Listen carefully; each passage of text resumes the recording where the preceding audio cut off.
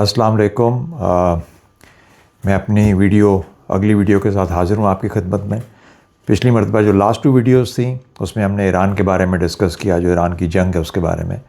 और जो दूसरी वाली वीडियो थी उसमें ख़ास तौर पर हमने ईरान को फोकस करके उसके कॉन्टेक्स्ट में बात की थी कि ईरान के लिए ये जंग कैसी रही, क्या खोया, क्या पाया, क्या फ़वाइद थे, क्या नुकसानात थे, किन खदशात के तहत ईरान चला।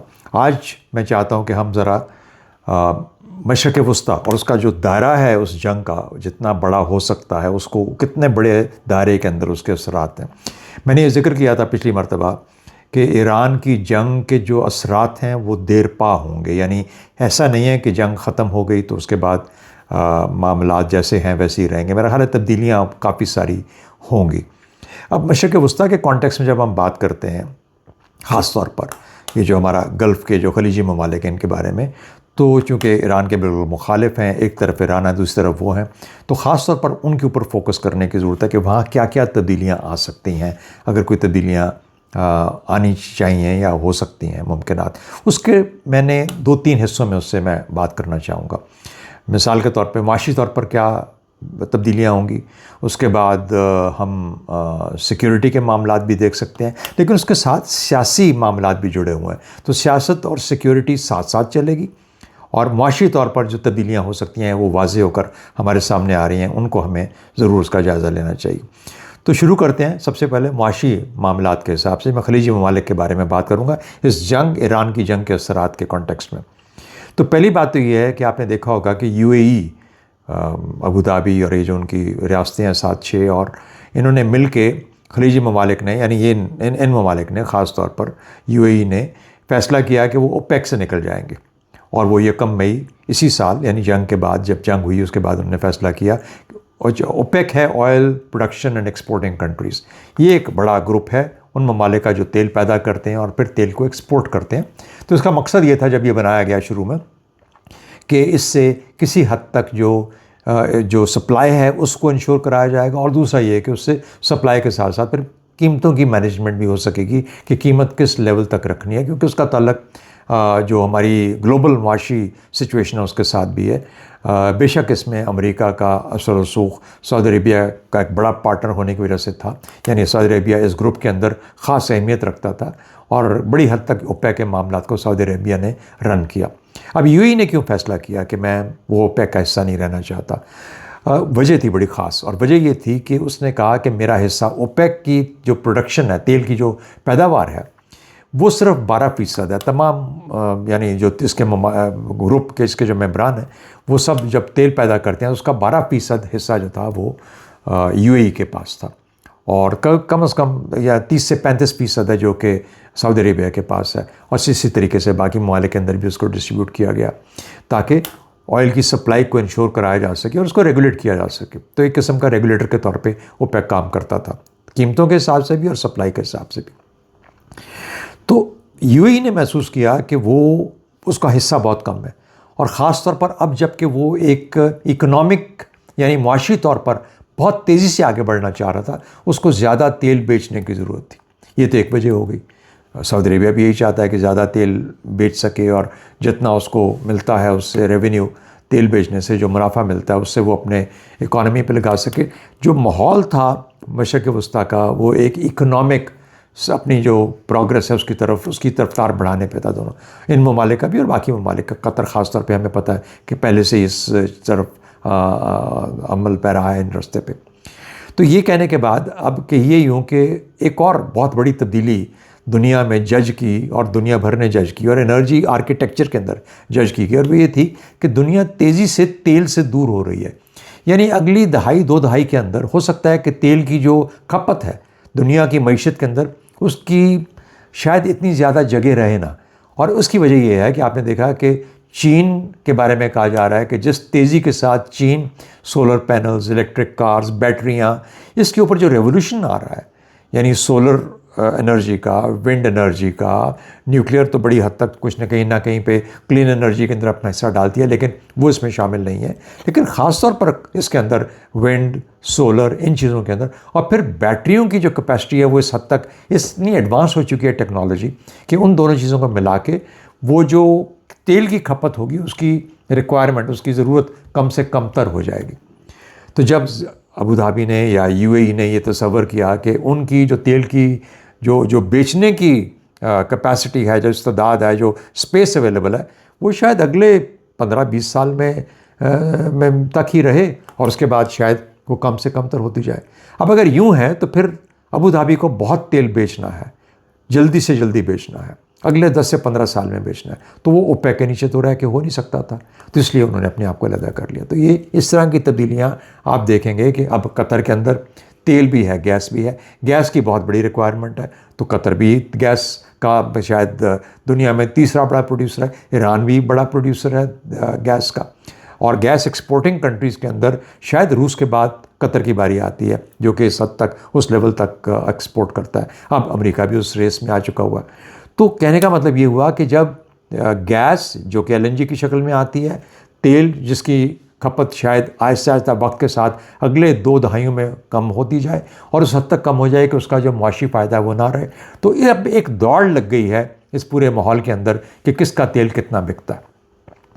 क्या ईरान की जंग भी एक तरह से जो पिछले 4 माह के अंदर एक ईरान की तेल की खपत या तेल का जो फ़रोख्त थी उसमें जो एक रुकावट आई है, उससे बाकियों का तेल ज़्यादा बिकना शुरू हो गया है? क्या इसकी वजह से हुर्मुज़ खुल नहीं रहा? क्या इसकी वजह से अमेरिका का नेवल ब्लॉकेड लगा के रखा हुआ है? वो जो हुर्मुज़ का बंद होना तो ब्लॉकेड की वजह से हो गया, और ब्लॉकेड इस वजह से हो गया कि तेल ना ईरान बेच सके। तो इससे ये जो मामलात हैं तेल के और इन चीज़ों के, ये इतने ज़्यादा पेचीदा हैं और इस तरीके से जुड़े हुए हैं कि दुनिया की मईशत के अंदर के अपना अपना रोल, और इस तरह से जो खलीज के ममालिक हैं, ख़ास तौर पर जो जीसीसी कंट्रीज़ हैं, वहाँ का जो इकोनॉमिक आर्किटेक्चर है वो भी बहुत हद तक तब्दील होने जा रहा है। एक और बड़ी तब्दीली हमें अब देखनी चाहिए अगले चंद सालों में, और कुछ की शुरुआत ऑलरेडी हो चुकी है। एक तो ये कि इस जंग की वजह से जब हुर्मुज़ बंद हुआ तो इराक़ और कुवैत ने अपना जो तेल है वो शाम के थ्रू मेडिटेरेनियन सी जो है वहाँ तक पहुँचाना शुरू कर। उन्होंने कहा यहाँ से तो रास्ते बंद हो गए, तो हम तो तेल बेचेंगे क्योंकि उनको ज़रूरत भी है, तो उसी पे इकॉनमी चलती है उनकी। तो उन्होंने उसको मेडिटेरेनियन की तरफ भेजना शुरू कर दिया, और सीरिया के थ्रू, शाम के थ्रू, जिसको कि अब पैसिफाई कर दिया गया। अब ये भी देखिए कि वो तेल जो कि एशिया में पहले आया करता था कुवैत से और इराक़ से, अब वो मेडिटेरेनियन की तरफ चला गया, और वो वहाँ से कहाँ जाएगा? 2 ही रास्ते हैं ना, यूरोप को टच करेगा या अफ्रीकन नॉर्थ में। अफ्रीकन नॉर्थ में तो चलें तेल की शायद खुद ही अपने ज़खायर हैं, लीबिया के अंदर है, बाकी जगहों पे हैं। तो ये बड़ी इंटरेस्टिंग चीज़ है कि वो तेल जो एशिया में आना था अब यूरोप और यूरोपियन कॉन्टिनेंट की तरफ उसका रुख हो चुका हुआ। ये दूसरी तब्दीली है जो कि आपने देखी।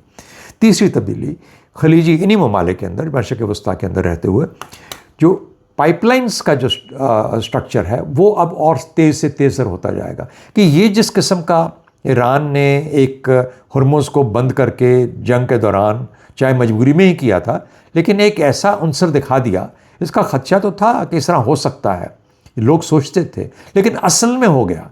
और जब ये असल में हुआ तो उनको ये रियलाइज़ हुआ और उन्होंने सोचा कि ये तो हमारी तो पूरी मईशत को थ्रॉटल कर दिया जाएगा, बंद कर दिया जाएगा।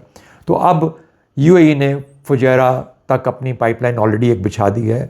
एक ईस्ट वेस्ट पाइपलाइन है जो कि सऊदी अरेबिया के अंदर चलती है, जो कि उनके ईस्टर्न साइल से लेके मगरिब की साइल पे जाती है रेड सी में, और वहाँ पे जाके फिर उसको लोड किया जाता है, फिर दुनिया में उसको बेचा जा रहा है। तो ये सारे अखराजात आपको होते हुए नज़र आएंगे। तो ये है तब्दीली जो कि मैं मुआशी तौर पर यहाँ पे देख रहा हूँ। एक और इंटरेस्टिंग चीज़ है जिसमें हमें और भी ख्याल रखना है, वो ये है कि यूएई और ईरान, ये दोनों आपस में जंग से पहले बहुत करीबी एक मुआशी बंधन में बंधे हुए थे। ईरान जो कि जिसके ऊपर सैंक्शंस थी, वो अनऑफिशियली यूएई के थ्रू कम से कम 29 अरब डॉलर की सालाना ट्रेड करता था। यानी वो सामान जाता था यूएई में, और यूएई उसको फिर किसी और नाम के साथ री एक्सपोर्ट कर देता था। और ये जो ट्रेड थी जो यूएई और ईरान के बीच में थी, जहाँ पर के यूएई एक मिडलमैन का काम करता था, कम से कम 29 से 30 अरब डॉलर की थी।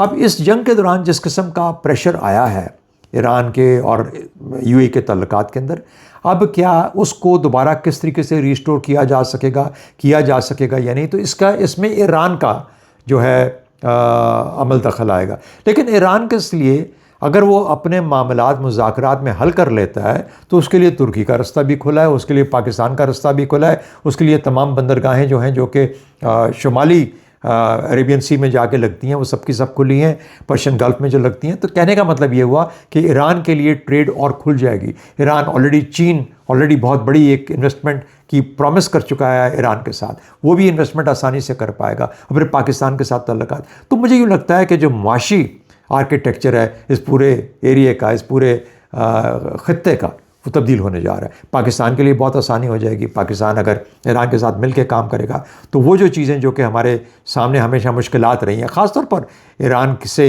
डीज़ल की, फ्यूल की, तेल की सप्लाई, वो बहुत बेहतर हो जाएगी।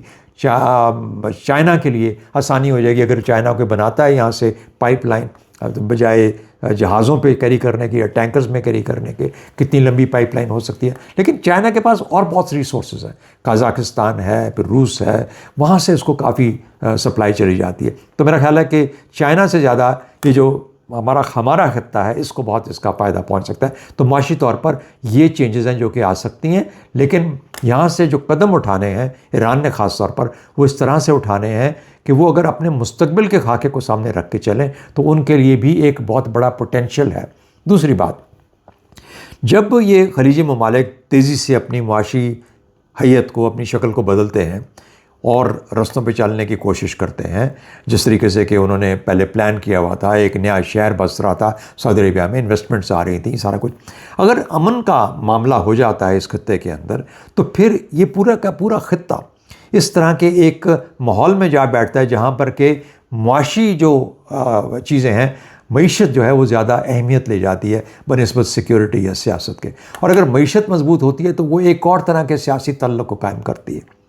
तो ये वो चीज़ें हैं जो कि मुझे लगता है कि ये हो सकती हैं, मुमकिनात में से हैं। वरना कम से कम खलीजी ममालिक की हद तक तो मैं समझता हूँ कि बहुत बड़ी तब्दीलियाँ आ सकती हैं अपने मुआशी आर्किटेक्चर के अंदर, मुआशी उनका जो सिस्टम है उसके अंदर। वो स्लो हुए इस जंग के बाद, काफ़ी स्लो हुए, शायद 4 से 5 साल लग जाएँ।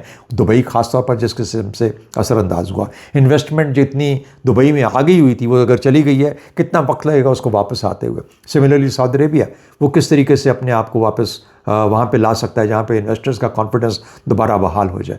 तो मेरा ख्याल है कि ये वो मामलात हैं जिनको कि आगे आने वाले दिनों में, और जितना जल्दी होगा उतना जल्दी ये रिकवरी का प्रोसेस स्टार्ट होगा ईरान के लिए भी और खलीजी ममालिक के लिए भी। लेकिन मुआशी तौर पर ये असरात जंग अपने छोड़ चुकी है और ये तब्दीलियाँ आने वाली हैं और ये मुझे लगता है कि होके रहेंगी। और ये तब्दीलियाँ जब इन बुनियादों पर चलेंगी तो तेज़ी भी पकड़ सकती हैं, उससे और तल्लुकात भी कायम हो सकते हैं। आ जाइए अब अगले मसले के ऊपर जो कि है सिक्योरिटी कम सियासत, यानी पॉलिटिकल।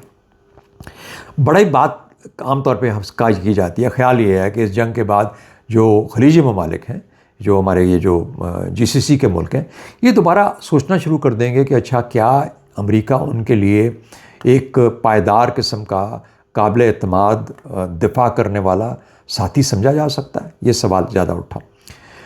अब मसला यूँ है कि जब भी आप इस किस्म के किसी मसले को देखते हैं तो ये देखते हैं कि अच्छा अगर ये पहली मरतबा अमेरिका के साथ गए थे तो क्यों गए थे। अब मैं चंद आपको चीज़ें बताता हूँ।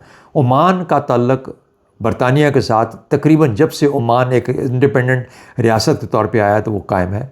बरतानिया के ज़ेर तसल्लुत था, वो उन्होंने आज़ाद किया तो उसके फ़ौरन बाद वही असर उसी तरीके से उनकी फ़ोर्सेस, उनकी ट्रेनिंग, उनकी हर चीज़, उनकी जहनीत वो ब्रिटिश आर्म फोर्सेस के साथ लिंक्ड है। वहीं से सीख के आते हैं, उसी किस्म के हैं। ये तब्दील मेरे हिसाब से कभी नहीं होने वाला। उनके जो सुल्तान होते हैं, जो कि बादशाह होता है, वो भी उधर से ही ट्रेंड है, सैंडर्स के होंगे या किसी और जगह के, लेकिन उनकी मिलिट्री के ट्रेंड, तो ये नहीं तब्दील होने वाला। ये ऐसा ही रहेगा हमेशा से ओमान ऐसे। लेकिन एक पीसफुल मुल्क है और अच्छा मुल्क है और स्टेबल मुल्क है और स्टेबिलिटी चाहता है, क्योंकि उसी में उसकी भी बेहतरी है उसको अपनी स्टेबिलिटी के अंदर और ख़त्ते की स्टेबिलिटी के लिए। फिर आ जाइए कतर की तरफ। कतर भी 2 सोर्सेज से अपने आप को करता है रिसोर्स और अपने तल्लुकात को कायम रखता है। अमेरिका का सेंटकॉम हेडक्वार्टर, फॉरवर्ड हेडक्वार्टर तो वहाँ पे ही है और अमेरिकी अड्डा भी मौजूद है, अल-उदेद हमने सुना होगा। और उसके बाद फिर फ्रांस के साथ ख़ास तौर पर उनके काफ़ी करीबी तल्लुकात हैं मिलिट्री के कॉन्टेक्स्ट में। तो जो मुल्क अपने आप को इस तरीके से डाइवर्सिफाई कर चुका हो यूरोपियन मुल्कों के अंदर, मगरबी मुल्कों के अंदर और अमेरिका के साथ, तो मुझे नहीं लगता कि एकदम से इतने अपने आप को तब्दील करेगा, कहेगा कि रशियन ले आओ, चाइनीज़ ले आओ, फलाना ले आओ। मेरा नहीं ख्याल ऐसा मुमकिन है, ऐसा हो भी नहीं सकता। देखिए, मिजाज बन जाते हैं लोगों कौमों के, वो मिजाज जो हैं, उनके जो डॉक्ट्रिन्स हैं, उनके जो तरीक़ाकार हैं, जो ट्रेनिंग का निज़ाम है, जो सोच का अंदाज़ है, वो सब का सब वहीं से आया हुआ है और वो उसी के साथ रहेंगे। उसी में उनकी अपनी कंफर्ट भी है और फिर साथ ही साथ उनको ये एश्योरेंस है कि, और एक और चीज़ भी याद रखें कि ये जो जैसे फ्रांस है, जैसे बरतानिया है या अमेरिका है, जब ये इन मुल्कों के साथ अपने असला बेचते हैं, अपनी चीज़ें बेचते हैं, अपने रेडार्स बेचते हैं, तो उसका एक मकसद ये भी होता है कि जब मुश्किल वक्त आए, उन मुल्कों की रिक्वायरमेंट हो, तो वो अपने लोग भेज के यहाँ पे इन्हीं सिस्टम्स के साथ, जो कि उनके अपने बेसिक उनके अपने ही हथियार थे या उनके सिस्टम्स थे, डिफेंस सिस्टम्स, उनके ऊपर वो सिमिलर फ़ौरन आके ऑपरेशनल हो सकते हैं, उनको अपना सामान लाने की ज़रूरत नहीं है। तो ये एक और चीज़ है जिसको कि हमें ध्यान में रखना है। बाकी सऊदी अरेबिया, UAE मुकम्मल तौर पर अमेरिका के साथ हैं और ख़ास तौर पर UAE का जो ईरान के साथ मामला हुआ, इतनी आसानी के साथ UAE अब अमेरिका को नहीं छोड़ेगा, बल्कि अमेरिका ने ऑलरेडी UAE के लिए काफ़ी हद तक नई जो सेल्स हैं उसकी एक्सेप्टेंस भी दे दी है उनकी सेनेट ने और उनकी गवर्नमेंट ने कांग्रेशनल अप्रूवल के लिए। तो मेरा ख्याल है कि ये चीज़ें आप देखेंगे कि दोबारा ज़्यादा एक और उसी अंदाज़ में नहीं तो उससे बढ़ के श्योरली मेरे ख्याल में आगे की तरफ आएंगी। सऊदी अरेबिया हमेशा से अमेरिका के साथ है, अमेरिका का इत्तेहादी है, अमेरिका के साथ बहुत करीबी ताल्लुकात हैं, सियासी तौर पर भी और उस लिहाज से भी, इसलिए मुझे नहीं लगता कि वो तब्दील होगा किसी शक्ल में। कुवैत रह गया। कुवैत आपको पता है कि वहाँ पर अमेरिकी अड्डे हैं। जो कुवैत और इराक़ की जंग हुई थी 2003 में, उससे पहले 1991 में, आपको पता है कि कुवैत ही वो बेस था जिससे कि अमेरिकी अफवाज ने हमले किए थे और आज भी अमेरिकी अफवाज एक बड़ी तादाद में मौजूद हैं। तो इन मुल्कों का आर्किटेक्चर चेंज होते मैं नहीं देख सकता। ईरान के लिए मुश्किलात होंगी इस तरीके से कि ईरान ने अपने आप को बिल्ड करना है, लेकिन उसका मुकम्मल दारोमदार इस चीज़ पे है कि वो ये जो अभी मुज़ाकरात हो रहे हैं उसमें अपने लिए कितनी स्पेस क्रिएट करता है। उसको स्पेस की ज़रूरत है मुआशी तरक्की के लिए, अपनी सोसाइटी और अपने मुआशरे को आगे ले जाने के लिए मुआशरती तौर पर, और उसके बाद फिर अपनी सिक्योरिटी के मामलात को, ताकि वो चीन, रूस इनके साथ मिल के उनको मामलात को इस लेवल पे ले जाए कि उसको फिर वो डिटरेंस, वो जो जिसे कहते हैं कि डिटर करना, जो पहला मिशन होता है, रोकना, किसी को उसके ट्रैक्स में रोक देना, उसको ये बताना कि मेरे ऊपर हमला ना करना, उसके काबिल हो जाएगा। तो मुआशी और सिक्योरिटी के मामला जब इकट्ठे चलेंगे तो मुझे लगता है कि ईरान की अपनी हैसियत और बेहतर होगी अखलाकी तौर पर और तहजीबी तौर पर। तो ऑलरेडी अपने आप को मना चुके हैं। अब इन दो हिस्सों पे जब आगे बढ़ेंगे तो मेरा ख्याल है एक जिसे कहते हैं कि रिस्पेक्टेबल कुव्वत के तौर पर,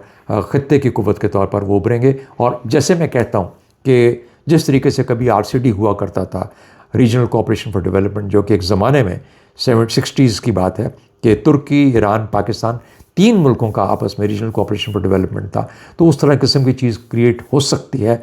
हम आगे चल के इसको देख पाएंगे कि ये मुमकिनात में से है, मुमकिनात में से तो है, क्या ये अमल पजीर होता है या नहीं होता। तो मुझे लगता है कि इस खत्ते की सियासत और इसकी मईशत दोनों के अंदर बड़ी तब्दीलियाँ होने की पॉसिबिलिटी है। इस जंग से निकलने के फ़ौरन बाद और मुज़ाकरात की मेज़ पर कितनी प्रैग्मेटिज़म के साथ, कितनी समझ के साथ इन मामलात को आगे ले जाया जाता है, मेरा ख्याल है वो डिटरमिन करेगा कि ये खत्ता किस हद तक और किस तरह से तब्दील होता है। तो आज इसको यहीं ख़त्म करते हैं। इंशाल्लाह अगले वीलॉग तक फिर आपकी खिदमत में हाज़िर होंगे। बहुत शुक्रिया।